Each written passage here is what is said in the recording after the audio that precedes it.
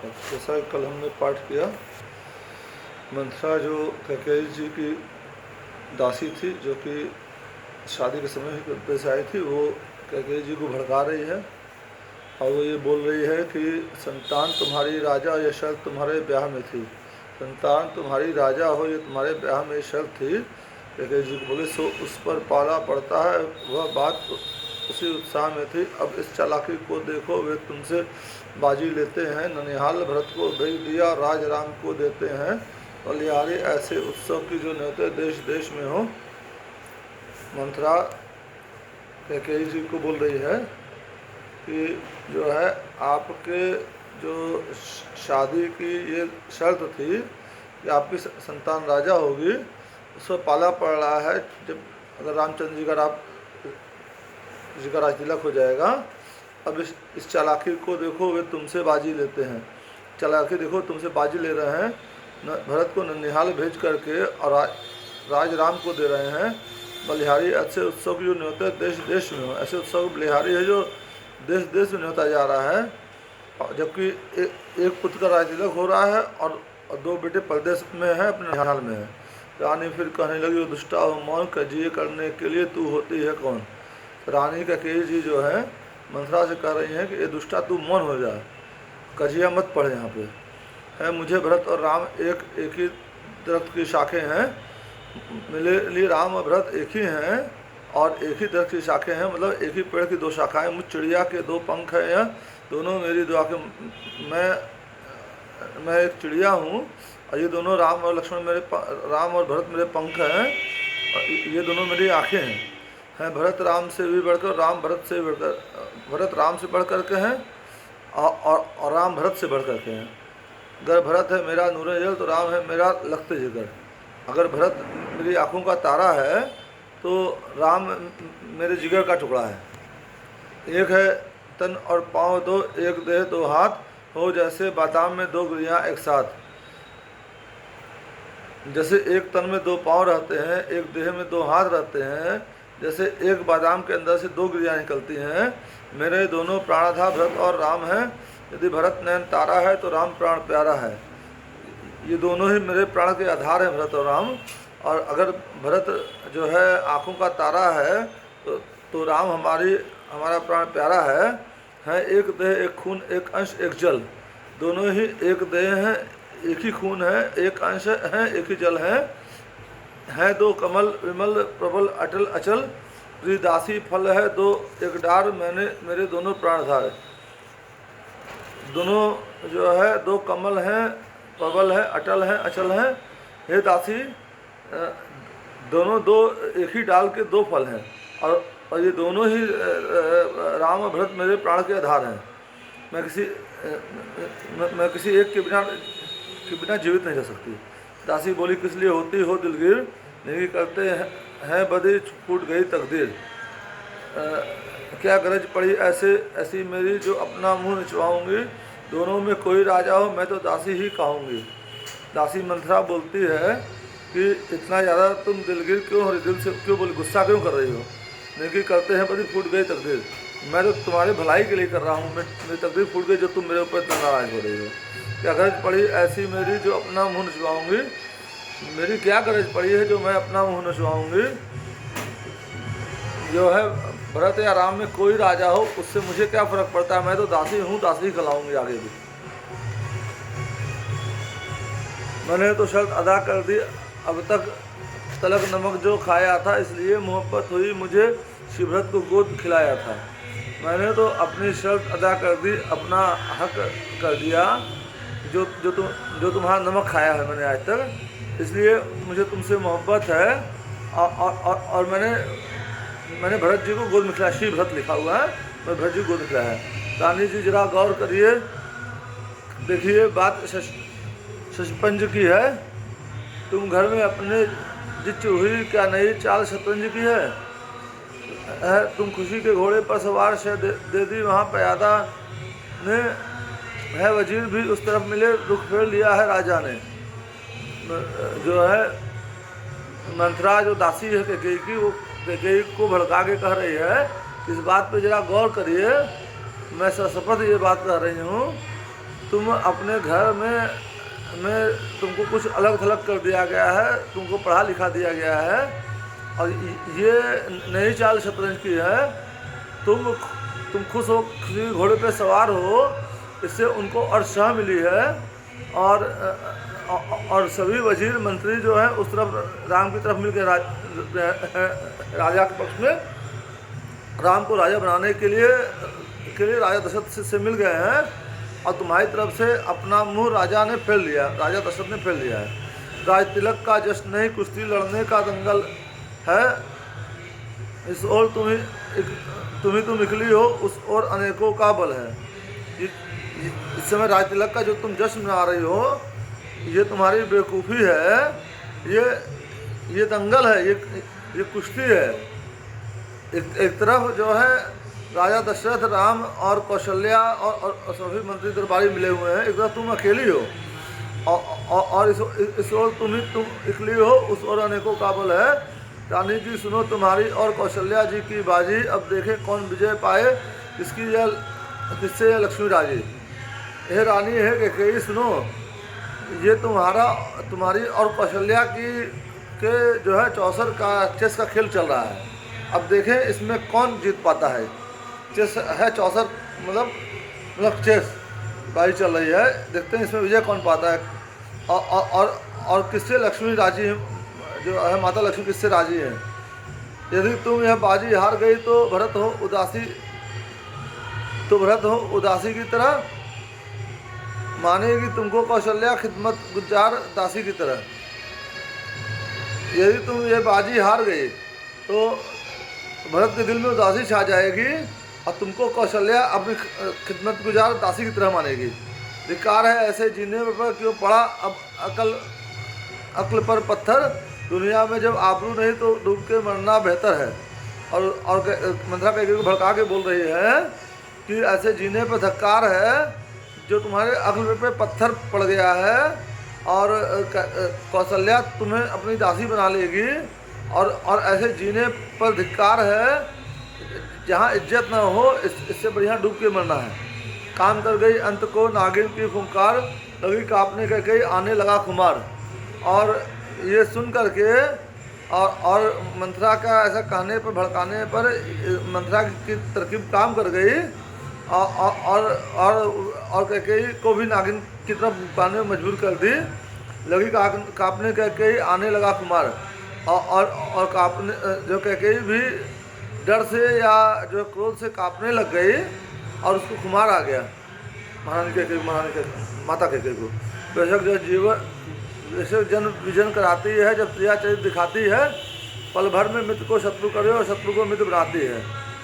बेशक ये जो है प्रिया चरित्र है, और पल भर में ये प्रिया जिसको चाहे शत्रु बना दे, जिसको चाहे मित्र बना, पल भर में मित्र को शत्रु करे और शत्रु को मित्र बनाती है। क्या इसमें था, क्या जादू था जो सिर पर चढ़कर बोल उठा, बस उस और शारदा का चक्कर होने के पर्दे खोल उठा। क्या विस्मय था, क्या जादू था जो सिर पे चढ़ कर बोल रहा था, उस ओर शारदा के होने के पर्दे खोल उठा। और उस ओर शारदा मतलब सरस्वती जो है, उसके जो है जबान में चढ़ गई। सरस्वती जी ने मंथरा की और कैकेयी जी की बुद्धि पलट दी। कैकेयी की आंखों में घूमी आफत की शक्ल खुशी बनकर, होनी सर पर आकर खिली रह गई वही बुद्धि बनकर। कैकेयी की आंखों में जो है आफत बन गई। उसको ये समझ में आया कि अगर राम का राज तिलक, श्री राम जी का राज तिलक होगा तो मेरे ऊपर आफत आएगी। उसको ये नहीं समझ में आया कि जो है अगर हम भगवान राम को वन देंगे और भरत के लिए राज मांगेंगे तो इसमें आफत आ सकती नहीं आ सकती, ये वो नहीं समझ पाई। उन्हीं सर पर आखिर रह गई बुद्धि, वही बुद्धि बनकर उन्हीं सर पर आकर खिली। और वो जो कुबुद्धि मंथरा ने इसको दी, उसे ही वो सही मान करके उसी के रास्ते चली। दासी ने से कहा तू सच्ची है, अब ख्याल मुझे भी होता है, अपना अपना ही होता है और गैर गैर ही होता है। और दासी से जो है कैकेयी जी, माता कैकेयी ने कहा मंथरा से कि तू सच्ची है, अब मुझे पूरी बात समझ में आ रही है। अपना अपना ही होता, घर घर ही होता, मतलब उसको ये लगा कि मंथरा मेरी अपनी है और श्री रामचंद्र जी और दशरथ जी और कौशल्या जी वो गए हैं, उसको समझ में आ रहा है। बस मेरी शुभचिंतिका है तू, तेरा गुण मैंने जान लिया, बेशक है राजा दगाबाज यह मैंने अब पहचान लिया। अब ये मुझको समझ में आ रहा है, मंथरा को बोल रही है कि तू ही मेरी शुभचिंतक है और मैंने तेरा गुण जान लिया है और जो अपने पति हैं महाराज दशरथ जी उनको दगाबाज कर रही हैं और ये मैंने पहचान लिया जो है कैकेयी मंथरा के बहकावे में आ गई है। तू बुद्धिमती है, बूढ़ी है, तू ही अब अपनी राय बता, तो भरत लाल को राज तिलक दासी अब वही उपाय बता। तो अब कैकेयी जी मंथरा को कह रही हैं कि तुम बुद्धिमती हो, बड़ी हो, बूढ़ी हो, और अब तुम अपनी राय बताओ कि भरत का राज तिलक कैसे होगा। हे दासी, हे मंथरा, तुम वो उपाय बताओ। पलटा खाया वक्त में पलट गई तकदीर, दोनों ऐसी मिल गई जो मिश्री और क्षीर। और वक्त ने पलटा खाया और तकदीर पलट गई, क्रिया चरित है, और दोनों लोग ऐसे मिल गई जैसे मिश्री और क्षीर, मतलब पानी में जो है जल में चीनी डाल दीजिए, मिश्री डाल दीजिए, घुल जाती है, ऐसे जो है मंथरा और कैकेयी का मन एक दूसरे से मिल गया। दासी बोली वारी जाऊं, हो जाओ खड़ी कमर कसकर, मौके से जाल लगा देना, उड़ने न पाए पक्षी फंसकर। दासी मंथरा ये बोली कि मैं तुम पे वारी जाऊं और कमर कस कर खड़ी हो जाओ और महाराज दशरथ आए तो मौके पर ऐसा जाल लगा देना कि पंछी उसी में आके फंस जाए और उड़ने न पाए। कुछ याद है तुमको राजा पर दो कौल तुम्हारे बाकी है, समय विजय पाने के लिए बस वही बाण दो काफ़ी है। तुम्हें कुछ याद है महाराज दशरथ पर तुम्हारे दो कौल, दो वचन उधार हैं और इस समय वही यही दो बाण है, यही जो दो वचन है, ये बाण के समान इसको यूज़ करो और इसी से तुम्हें विजय मिल जाएगी।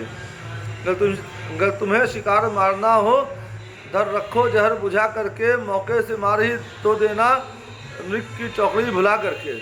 अगर तुम्हें शिकार को मारना है तो अपने तीर को जहर में बुझा लो और मौका मिलते ही तीर चला देना, मृग की चौकड़ी भुला करके। मृग की चौकड़ी भुला देना, सिर्फ एक मृग पर जो है बाण चलाना, सब मृग पे मत। राजा जब आए महलों में तिरछी कर भवे कमानों को, पहले कुछ दिया चरित दिखा फिर मांगना ये वरदानों को। राजा जब आए महलों में तो अपनी जो तुम्हारी नज़र है उसको कमान की तरह कर लेना, आंखें कमान की तरह तिरछी कर, आंखें लाल कर लेना। पहले कुछ दया चरित्र दिखाना, कुछ प्रेम दिखाना, कुछ गुस्सा दिखाना, फिर उसके बाद अपना ये दोनों वरदान मांगना। और मांगना इस चतुराई से जो बात नहीं जाने पाए, उस समय मांगना जब राजा सौगंध राम की खा जाए। और इस चतुराई से मांगना कि तुम्हारी बात न कटने पाए, और मांगना उस समय राजा से, महाराज दशरथ से, जिस समय वो राम की सौगंध खा जाए, क्योंकि राम की सौगंध खाने के बाद फिर वो उससे पलट नहीं सकते थे। कहना दो बातें मांगती हूँ, यह टीका भरत लाल को हो, तपसी के वेश में रामचंद्र बनवासी 14 साल को हो। और मंथरा कैकेयी से कहती है कि दो बातें मांगना, उनसे बोलना कि दो वचन में चाहिए, जो है जिस समय देवासुर संग्राम हुआ था उस समय जो है महाराज दशरथ देवासुर संग्राम में देवताओं के तरफ लड़ने गए थे और उनकी सारथी कैकेयी बनी थी। और उस समय महाराज दशरथ किसी असुर के बाण से बेहोश हो गए थे, तो जो है असुरों ने घेर लिया था। तो वहाँ से बड़ी चतुराई से सारथी के रूप में कैकेयी जी ने वो रथ निकाल के लाया था और दशरथ जी के प्राण बचाए थे। फिर दशरथ जी को जब मूर्छा से होश में आए तो दशरथ जी ने कैकेयी को वचन दिया कि मैं तुमसे बहुत खुश हूँ, तुम मेरे प्राण बचाए और वर मांगो। तो बोली अभी हम नहीं मांगेंगे, जब समय आएगा तो मांगेंगे। तो वही वचन मांगने के लिए जो है मंथरा कैकेयी को उकसा रही है। तपसी के वेश में रामचंद्र बनवासी 14 साल। तो ये बोल रहे हैं कि पहले वचन से भरत के लिए राज तिलक मांगना और दूसरे वचन से रामचंद्र को वनवासी का वेश धारण करके 14 साल के लिए महाराज से उनको वन में भेजने के लिए बोलना। कुल कर कुबरी किया कर कर कपट कुपात कुपाऊ, क्योंकि कठिन कुमंत्रणा नवन उकट कुकाट। कुबरी जो मनसा थी उसको कुबड़ निकला हुआ था, इसलिए राधे श्याम जी ने उसके लिए एक शब्द कुबरी का, कहीं तासी कहीं कुबरी इस्तेमाल किया है। कुल कम कुबरी किया कर कर कपट कुपाठ, मतलब ये कुबरी यानी मंथरा ने ये क्रूर कर्म किया जो कि कुपाठ जो है कैकेयी जी को पढ़ाया और उनको अपने वश में कर लिया। और जो है एक श्री रामचंद्र जी राजा बनने वाले थे, वो राज तिलक को टाल करके और भरत जी को राजा बनवा रहे हैं और श्री रामचंद्र जी को 14 वर्ष के लिए वन भेज रहे हैं वनवासी वेश में। किन्हीं कठिन कुमंत्रा नवीन उकट कुकाठ। रानी प्रसन्न होकर बोली, मैं तेरी बुद्धि की बलिहारी है भरत, आज से ऋणी तेरा, तू सच्ची उसकी महतारी। महारानी कैकेयी इतनी प्रसन्न हो गई कि बोली, मैं तेरी बुद्धि बलिहारी हूँ और भरत आज से तेरा ऋणी रहेगा और मैंने तुम उसकी सच्ची महतारी हो। इतनी ज़्यादा प्रसन्न होकर के मंथरा से बोलती हैं कि मंथरा को बोलती हैं कि तुम सच्ची महतारी हो भरत, ये तुमने गुड़ निकलाया। मैं अब तक समझे बैठी थी क्या भरत राम की जोड़ी है, तासी तेरी बलिहारी दीवार कपट की तोड़ी है। मैं अभी तक यही समझ रही थी कि भरत राम की ये जोड़ी बहुत ही अच्छी और उत्तम है, सुंदर है और दासी तेरी बलिहारी है। जो है कैकेयी जी मंथरा को बोल रही है कि दासी तेरी बलिहारी है और जो कपट की दीवार थी जो कि मुझे नहीं दिखाई दे रहा था, वो तुमने तोड़ दी कपट की दीवार। जय श्री राम, जय हनुमान। मंगल भवन मंगल हारी, द्रवंश दशरथ अजिर बिहारी, दीन दयाल विदसम भारी, रघुनाथ। मंथरा तथापि नहीं होगी अब कौशल्या की मनमानी, अब राजा होंगे भरत लाल वह होगी जो मैंने ठानी। वो जो है कैकेयी जी मंथरा को बोल रहे हैं अब कौशल्या की मनमानी नहीं चलेगी, अब भरत लाल ही राजा होंगे जो कि मैंने अब ठान लिया है मन में। अब क्या ताकत है राजा के अधिकार भरत का दूर करे, पर एक बात मैं कहती हूँ कि तू उसको मंजूर करे। पर बोल रहे हैं कैकेयी जी मंथरा से कि अब राजा की ताकत नहीं है जो कि भरत का अधिकार जो है, जो राज सिंहासन पर उस बैठने का उसका अधिकार है, उसे दूर करे। पर मैं एक बात कह रही हूँ, अगर तुम उसको मंजूर करो, है रामचंद्र भी राजकुमार कोमल है, निरपराधी हैं, वनवास 14 वर्ष बहुत, 2-4 वर्ष ही काफ़ी हैं। तब जो है कैकेयी मंथरा जी को कह रही है कि श्री रामचंद्र जी राजकुमार हैं, कोमल हैं, उनका कोई अपराध नहीं है और वनवास के लिए 14 वर्ष बीतना उनके साथ अन्याय होगा, तो 2-4 वर्ष ही अगर वन में भेज दिया जाए तो वही बहुत काफ़ी है। ये सुनकर मंथरा उठी और ऋषियाए हाथ भूमि पर मारकर बोली भौं चढ़ाए। ये सुनकर मंथरा और ज़्यादा गुस्सा हो गई कैकेयी के ऊपर में और जमीन पर तेजी से मुक्का मारी है, हाथ मारी है और अपनी भौं चढ़ा कर बोल रही है, ला करके नाव किनारे पर फिर जाती हो तूफानों में, अपने हाथों ही मारे तुम आप कुल्हाड़ी पाँव में, किनारे पर तुम नाव ला करके वापस तूफान में जा रही हो, अपने हाथों ही मारे तुम आज कुल्हाड़ी पाँव, अपने हाथों से अपने पास कुल्हाड़ी मार रही हो, चला मुड़ खाली मेरा और तुम फिर बहकी जाती हो, जो करे तुम्हारा सुना तुम उस पर दया दिखाती हो। हमारा मूड जो है, मूड मतलब सिर, कि तुमको समझाते मेरा सिर खाली हो गया फिर भी तुम भागी जा रही हो और जो तुम्हारा सर्वनाश करने वाला तुम उस पर दया दिखा रही हो। रानी इस राज महोत्सव की हो रही धूम 14 दिन से, लो कपट का बदला लगे हाथ तुम उस कौशल्या सौतीन से। रानी इस राज महोत्सव की 14 दिन से धूम हो रही है और तुम उस कपट का बदला लो, लगे हाथ कौशल्या से, जो तुम्हारी सौतन से बदला लो। वह एक दिन के बदले एक वर्ष तक आह भरे, 14 दिन के बदले में 14 साल राम वनवास करे। वो एक दिन जो है उसके बदले में एक वर्ष जो है कौशल्या आह भरे, जो है 14 दिन से जो है श्री रामचंद्र जी के राज तिलक का महोत्सव चल रहा है और कौशल्या जो है बहुत खुश है। एक दिन का बदला एक साल के बदले, 14 दिन के बदले में 14 साल राम वनवास जाए। दूसरे बहुत दिन बीतने में श्री भरत लोकप्रिय हो जाएं, फिर राम हटाना भी चाहें तो भरत नहीं हटने पाए। दूसरी बात है कि बहुत दिन बीतने पर श्री भरत जी लोकप्रिय हो जाएंगे, फिर श्री राम हटाना भी चाहें तो भरत को नहीं हटा पाएंगे। इसलिए जो ये जल्दी लौटे तो फिर हकदार कहाएंगे, गए 12 वर्ष रहे वन में हक से बेहक हो जाएंगे। तीसरी बात यह है कि अगर वो जल्दी लौट गए तो फिर हकदार कहाएंगे, लेकिन अगर 12 वर्ष भी वन में रह जाएंगे तो वो हक से बेहक कहला जाएंगे। फिर 13 वर्ष नहीं अच्छे, इस कहाँ 14 वाजिब हैं, फिर किसी को 13 दिन या 13 के लिए कहीं भेजना उचित नहीं है, जैसे 13 ही होती है, तो तेरे इसलिए 14 वर्ष वाजिब हैं। कहती है मेरी सरस्वती 14 ही वर्ष मुनासिब है, और मेरा दिमाग जो है, मेरी सरस्वती जो है, जो मेरा दिमाग मेरी बुद्धि ये कर रही 14 वर्ष वाजिब है। सब समझ गई, सब जान गई। अब आग लगाओ वन में तुम, यह देखो संध्या होती है, बस जाओ कुंभ भवन में तुम। अब जो है मंत्रा के कैसे कर रही है, अब तुम सब समझ गई हो, सब जान गई हो। अब वह मतलब इस महल में, इस राज में जो है जो राज परिवार में, अब तुम जाके आग लगाओ और देखो संध्या होने वाली है। अब तुम कुंभ भवन में जाओ और अपने बाल बिखेर करके महाराज दशरथ के राजसभा से लौटने का इंतजार करो। जय श्री राम, जय हनुमान। मेरा नाम संदीप कनोडिया है, मैं भदोही में रहता हूँ। मेरा मोबाइल नंबर 98 398 1150 है। ये मेरा व्हाट्सअप नंबर भी है। आप लोग अपनी राय बताइए, इसको लाइक, सब्सक्राइब और शेयर करिए। जय श्री राम, जय हनुमान।